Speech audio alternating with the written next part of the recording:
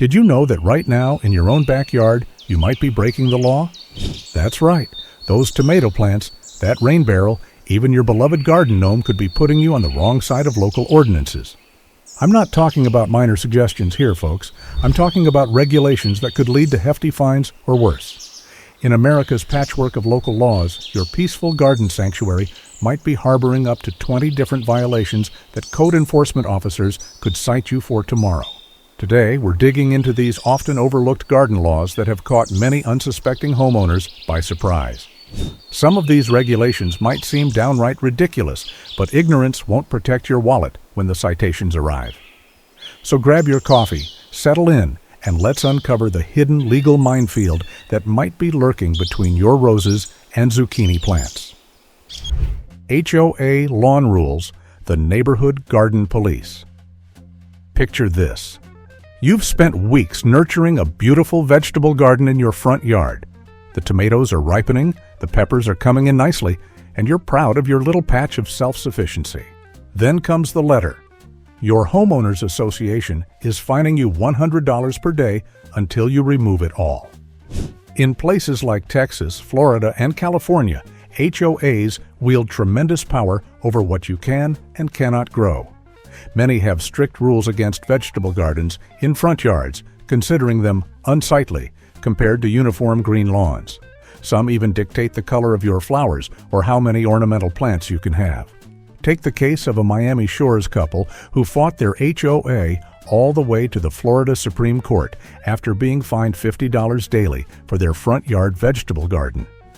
After 6 years of legal battles, they lost. Their crime? Growing food where people could see it? The truly frustrating part? You agreed to all this when you bought your home.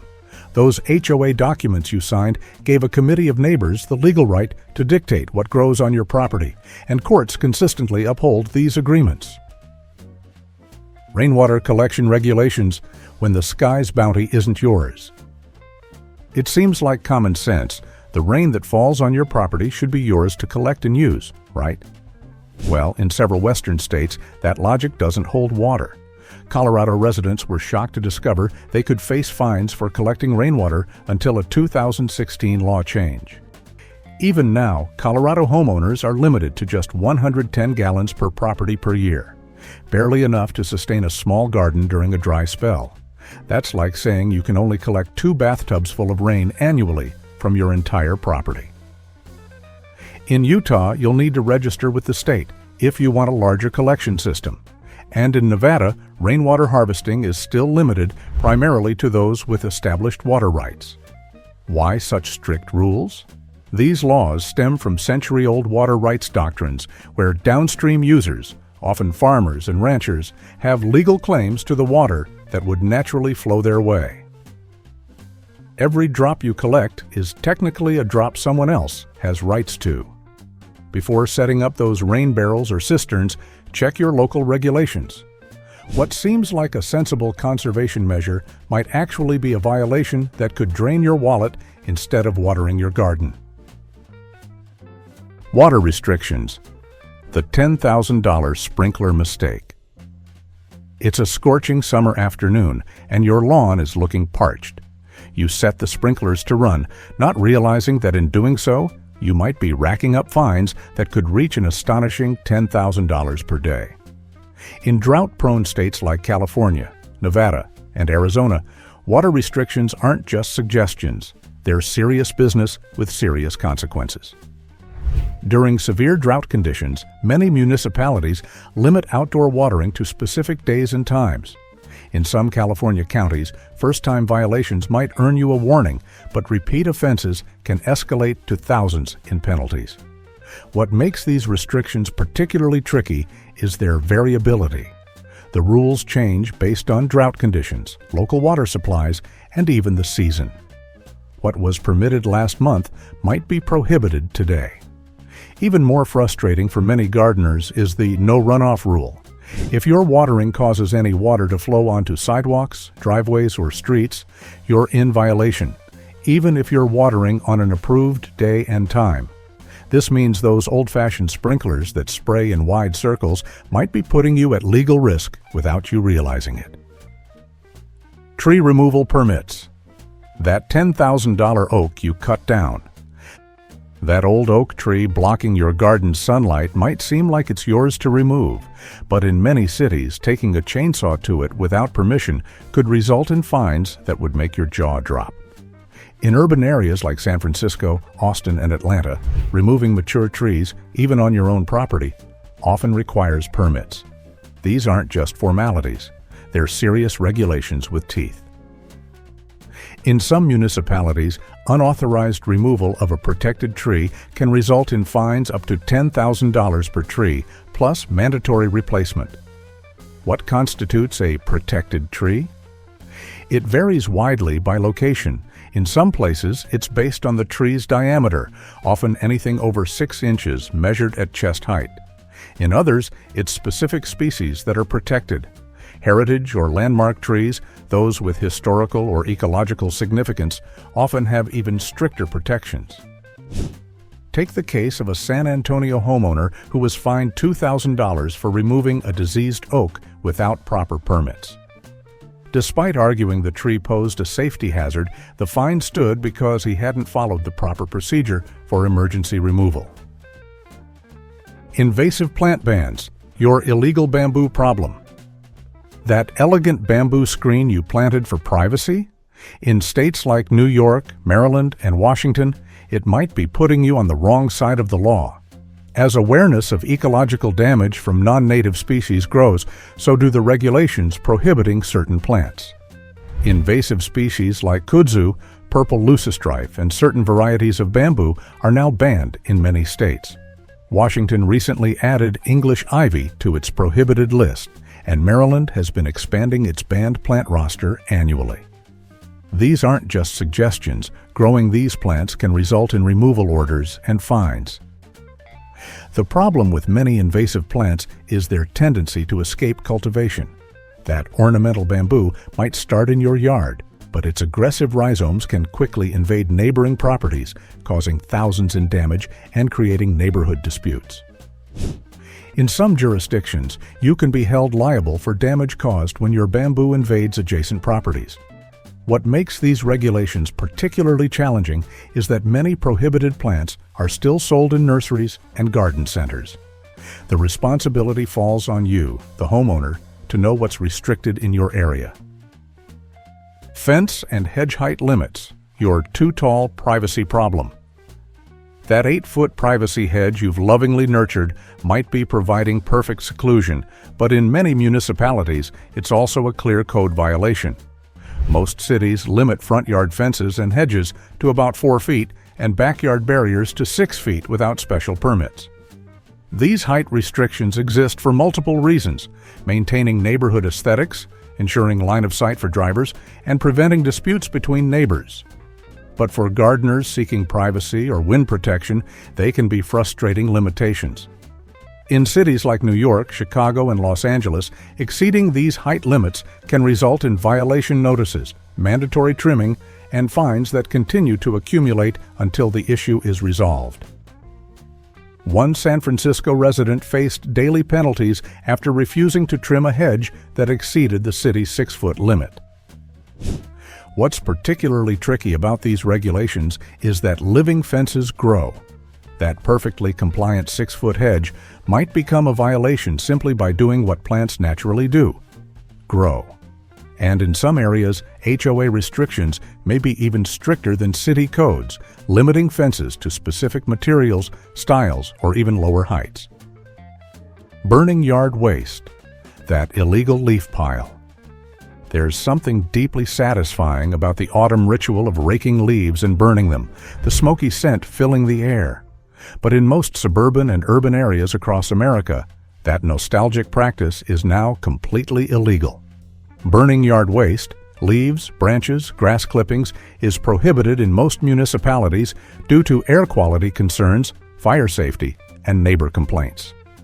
Even in areas where burning is permitted, it's typically restricted to certain days, times, and weather conditions. Violations can result in fines ranging from $50 to several $100s for first offenses, with penalties increasing for repeat violations. In some jurisdictions, particularly during high fire danger periods, illegal burning can even result in criminal charges. What makes these regulations confusing is their variability. Rural areas often have more lenient rules than suburbs, and regulations can change seasonally or based on current air quality and fire danger levels. In Fulton, Illinois, for example, burning is only permitted on Tuesdays, Thursdays, and Saturdays during daylight hours. Burn on Monday and you're breaking the law. Pesticide use. The banned chemicals in your shed. That bottle of garden spray you've had in your shed for years might actually be illegal to use.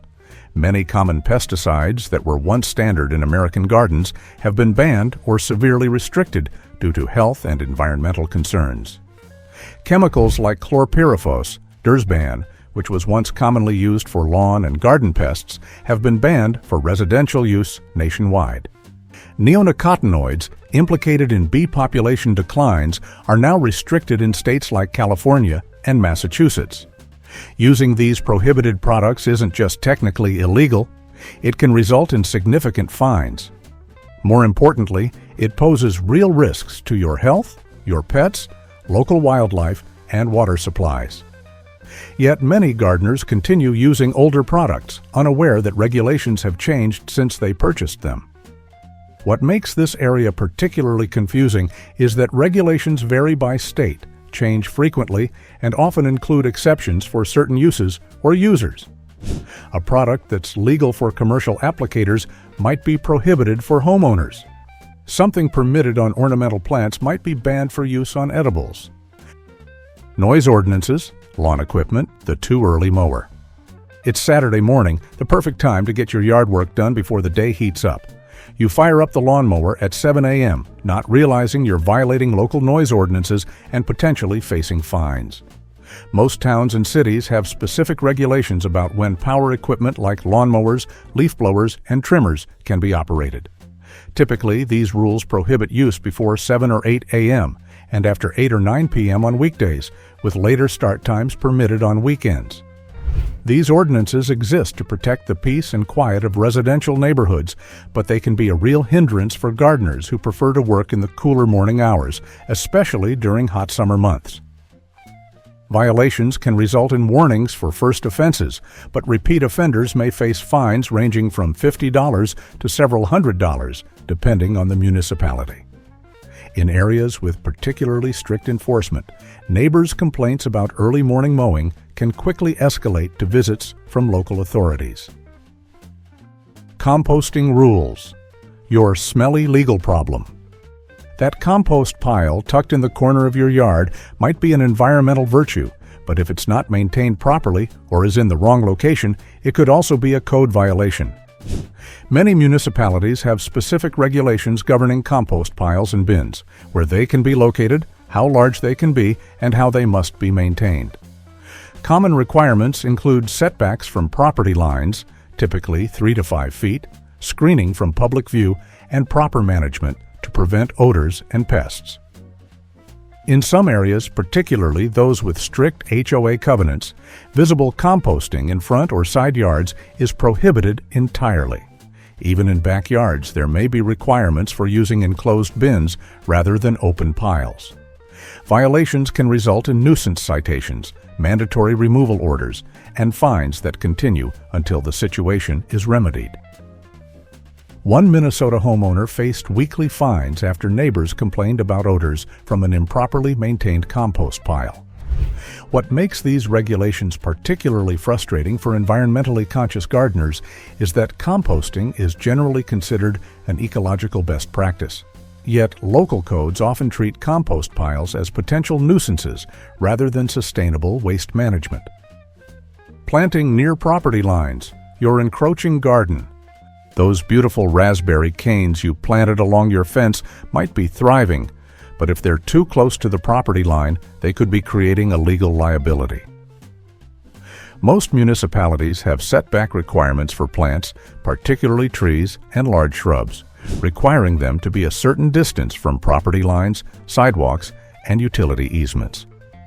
Typically, trees must be planted at least 3 to 5 feet from sidewalks and property lines, with larger setbacks required for species known to have invasive root systems. Even smaller plants may have setback requirements if they could potentially encroach on neighboring properties or public rights-of-way. Violations can result in removal orders, particularly if plants damage sidewalks, interfere with utilities, or encroach on neighboring properties. In some cases, you could be held liable for damage caused by roots or branches that cross property lines. One Seattle homeowner learned this lesson the hard way when tree roots damaged a neighbor's driveway, resulting in a $4,000 repair bill that courts determined was the tree owner's responsibility to pay. Beekeeping restrictions, the buzzing violation. The honeybee hives you've set up to pollinate your garden and provide delicious honey might be more than just a sweet hobby. In many areas, they could be a zoning violation without proper permits and compliance with local regulations. Beekeeping is regulated at the local level, with requirements varying dramatically from one jurisdiction to another. Some cities prohibit beekeeping entirely in residential areas, while others allow it with specific limitations on the number of hives, their distance from property lines, and requirements for water sources and barriers. In New York City, for example, beekeepers must register their hives with the Department of Health. In Los Angeles, hives must be at least 5 feet from property lines and 20 feet from public rights-of-way. Many HOAs ban beekeeping outright, considering it incompatible with residential neighborhoods. Violations can result in removal orders and fines, particularly if neighbors complain about swarms or stings. One Pennsylvania beekeeper faced a $1,000 fine after neighbors reported his unpermitted hives to local authorities. What makes these regulations particularly challenging for beekeepers is their inconsistency and the lack of understanding about the importance of honeybees for pollination and environmental health. Unsanctioned, chickens or goats, your illegal farm animals. Those adorable backyard chickens providing fresh eggs for your breakfast might be putting you on the wrong side of local zoning ordinances. In many urban and suburban areas, keeping livestock, including chickens, rabbits, and especially larger animals like goats, is either prohibited or strictly regulated. Where backyard chickens are permitted, there are typically limits on the number, often 4 to 6 hens, prohibitions on roosters due to noise concerns, and requirements for proper housing and setbacks from property lines. Goats, sheep, and other larger livestock are even more strictly regulated, with many municipalities prohibiting them entirely in residential zones. Violations can result in removal orders and daily fines until the animals are relocated. One suburban Chicago family faced $500 daily fines after neighbors complained about their 4 backyard chickens, despite the family's argument that the hens were quieter than most dogs.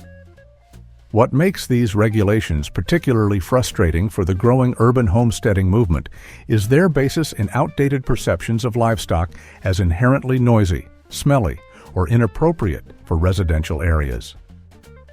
Many modern chicken keepers maintain clean, odor-free coops that are more garden feature than farm facility. Wildlife feeding bans, your illegal bird feeder. That bird feeder hanging from your oak tree or the corn you've put out for deer might seem like a kind gesture toward local wildlife, but in many areas it could be putting you in violation of local ordinances or state wildlife regulations. Many municipalities and states have restrictions on feeding wildlife, particularly larger animals like deer, bears, and waterfowl. These regulations exist to prevent wildlife from becoming dependent on human food sources, to reduce human-wildlife conflicts, and to prevent the spread of diseases among animal populations.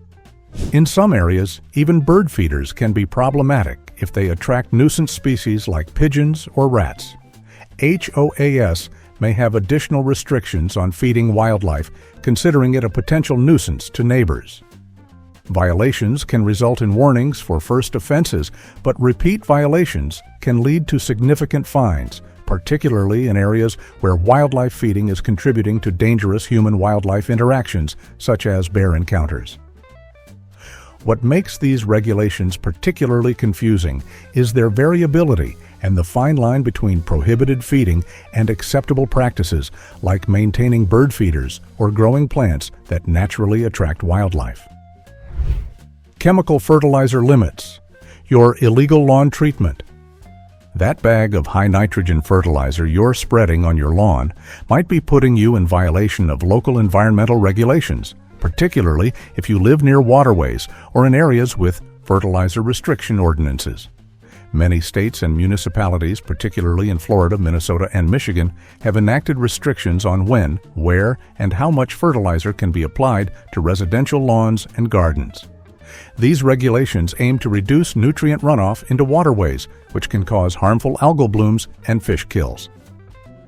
In Florida, for example, many counties prohibit the application of nitrogen fertilizers during the rainy season, typically June through September. Some areas require that fertilizers be phosphorus-free unless a soil test demonstrates a deficiency. There are often buffer zones around waterways where no fertilizer can be applied. Violations can result in warnings for first offenses, but repeat violations can lead to fines ranging from $50 to several $100s. In some jurisdictions, commercial applicators face even steeper penalties for non-compliance. What makes these regulations particularly challenging is their seasonal nature and the fact that many homeowners are unaware they exist, continuing to fertilize based on package directions rather than local ordinances. Overwatering/runoff, your wasteful watering habit. That puddle forming at the end of your driveway during your morning watering routine isn't just wasteful. In many areas, it's actually illegal. Water runoff regulations prohibit irrigation practices that cause water to flow onto sidewalks, driveways, or streets. These regulations are particularly strict in drought-prone areas like California, where water conservation is a priority. The rules exist not only to prevent waste, but also to reduce the flow of pollutants like fertilizers, pesticides, and pet waste into storm drains and ultimately into local waterways. In Santa Clara County, California, for example, causing runoff can result in fines starting at $100 for first offenses and escalating to $500 for repeat violations. Some water districts employ water cops who patrol neighborhoods looking specifically for irrigation violations. What makes these regulations particularly challenging is that many traditional sprinkler systems are designed in ways that almost inevitably cause some runoff, especially on sloped properties or those with compacted soils. Compliance often requires investing in more efficient irrigation systems or significantly changing watering practices. The irony is that while you're trying to keep your garden lush and green, those well-intentioned efforts could be draining your wallet instead of just watering your plants. Greywater usage, your illegal water recycling. That clever system you've rigged up to divert washing machine water to your garden beds might be an eco-friendly water conservation measure, but without proper permits and compliance with plumbing codes, it could also be illegal. Greywater, water from sinks, showers, and washing machines, can be a valuable resource for irrigation, but its use is regulated by state and local plumbing codes. These regulations exist to prevent potential health hazards from improperly handled wastewater. In many states, including California, Arizona, and Texas, simple greywater systems are permitted, but they must meet specific requirements regarding storage, filtration, and application methods. More complex systems typically require permits and professional installation. Violations can result in stop work orders, requirements to remove unpermitted systems, and fines for plumbing code violations. In some cases, health departments can become involved if systems are deemed to create public health risks. What makes these regulations particularly frustrating for water-conscious gardeners is that they can seem to discourage a practice that should be environmentally beneficial. However, properly designed greywater systems that comply with local codes can provide significant water savings while avoiding potential health and environmental issues. Collecting natural materials, your illegal rock collection. Those beautiful river rocks you gathered for your garden border or the driftwood you collected for a rustic landscape feature might have been obtained illegally if they were taken from public lands, parks, or protected areas. Removing rocks, plants, driftwood, or other natural materials from national parks, state parks, national forests, and many other public lands is prohibited without specific permits. These regulations exist to preserve natural resources and prevent cumulative damage from many visitors, each taking just a few items. In national parks, violations can result in fines up to $5,000 and 6 months in jail, though most first-time offenders receive lesser penalties. Even on local beaches and riverbanks, there may be ordinances prohibiting the collection of certain materials. What makes these regulations particularly challenging is their variability. What's permitted on one type of public land may be prohibited on another. Additionally, many people simply don't realize that taking natural materials from public spaces is regulated at all. Before collecting rocks, driftwood, plants, or other natural materials for your garden, check whether the area permits such collection.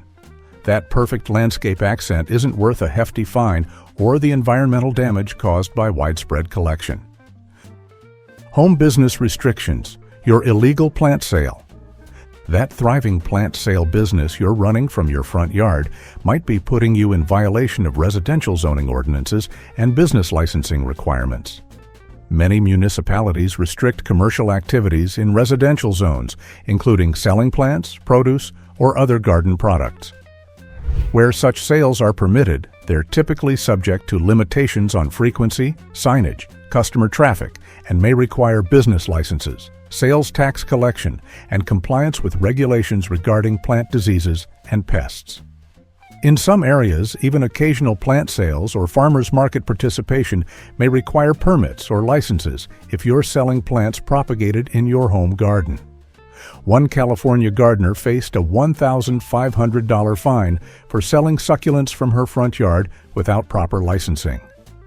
What makes these regulations particularly frustrating for gardening enthusiasts is that they can prevent sharing the abundance of successful gardens with the wider community. However, there are often exemptions for occasional sales, garden club plant swaps, or sales below certain dollar thresholds. Before hanging that plants for sale sign, check your local zoning codes and business licensing requirements. That side hustle selling heirloom tomato seedlings could end up costing more than it earns if you're not in compliance. Décor Ordinances, your tacky garden, gnome collection. Those whimsical garden gnomes, colorful wind spinners, and repurposed bathtub planters that give your garden its unique character might be putting you in violation of local aesthetic ordinances or HOA regulations governing outdoor decor. Many HOAs and some municipalities have restrictions on the type, quantity, and placement of garden decorations, considering certain items to be eyesores that detract from neighborhood aesthetics. These regulations can limit everything from the color of flower pots to the number of ornamental items permitted in visible areas. Violations typically result in warning letters initially, followed by fines that can accumulate daily until the situation is remedied. One Florida homeowner faced $50 daily fines for having excessive garden decorations that violated HOA aesthetic standards. What makes these regulations particularly subjective is their basis in aesthetic judgments rather than health or safety concerns. What one person considers charming garden art, another might view as tacky clutter. And these standards can change over time as HOA boards and architectural committees change membership. Before investing in that collection of flamingos or fairy garden accessories, check your HOA covenants or local ordinances regarding outdoor decor. Your personal expression through garden art could end up being an expensive statement if it violates local standards. So folks, knowledge is power, and understanding these regulations can help you avoid unexpected fines and neighborhood disputes. Remember, most of these rules vary significantly by location. What's perfectly legal in rural areas might be strictly prohibited in suburbs. And HOA regulations can add another layer of restrictions beyond municipal codes. The best approach? Check with your local authorities before making significant changes to your landscape. A quick call to your city's zoning department or a review of your HOA covenants could save you significant headaches down the road. Happy gardening, legally.